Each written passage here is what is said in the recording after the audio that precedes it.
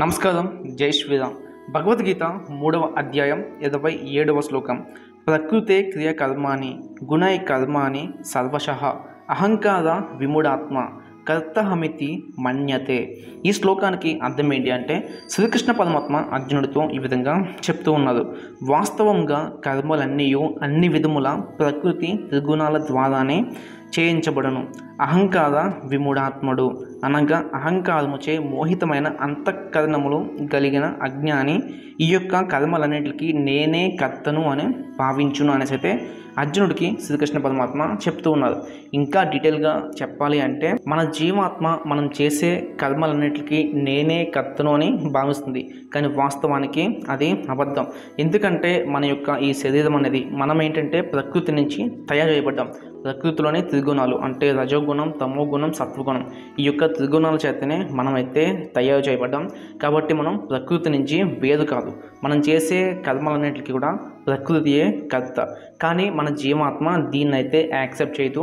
మనం వేరు, ప్రకృతి వేరు అన్నట్టయితే మన జీవాత్మ భావిస్తుంది. ఇదంతా ఎందుకంటే జీవాత్మ యొక్క ఉన్న అహంకారం వల్ల. ఎప్పుడైతే జీవాత్మ భగవంతుడి యొక్క సత్యాన్ని తెలుసుకుంటుందో జీవాత్మ అయితే దీన్ని రియలైజ్ అవుతుంది.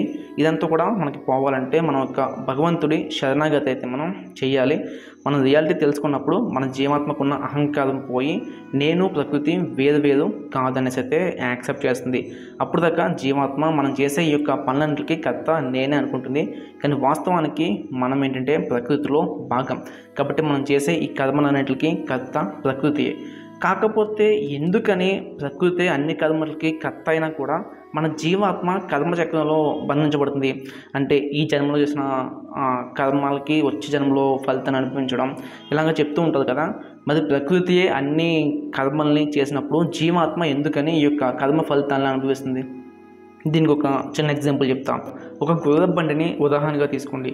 వాస్తవానికి ఆ గుర్రపు బండిని ఆ యొక్క రథసారథి అయితే లాగడు, గుర్రాలు అయితే వాటిని లాక్కుంటూ వెళ్తాయి.